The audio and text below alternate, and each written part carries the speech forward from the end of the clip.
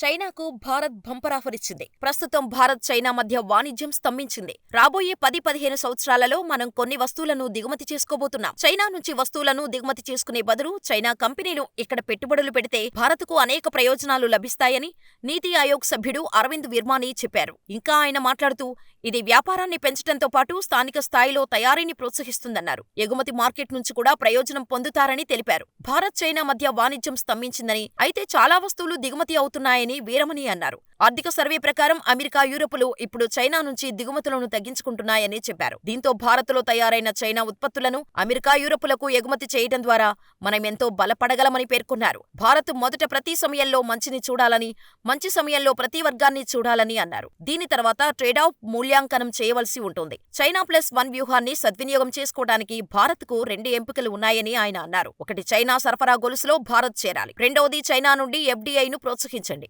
అందువల్ల చైనా నుండి దిగుమతిని కొనసాగించిన తర్వాత భారతదేశం రాజీ పడవలసి ఉంటుంది. 2020 నుండి భారతదేశం మరియు చైనా మధ్య సంబంధాలు ఉద్రిక్తంగా ఉన్నాయి. జూన్ 2020లో గాల్వాన్ వ్యాలీలో జరిగిన భీకర ఘర్షణ తర్వాత రెండు దేశాల మధ్య సంబంధాలు గణనీయంగా క్షీణించాయి. ఈ వివాదం ఇంకా పూర్తిగా పరిష్కారం కాలేదు.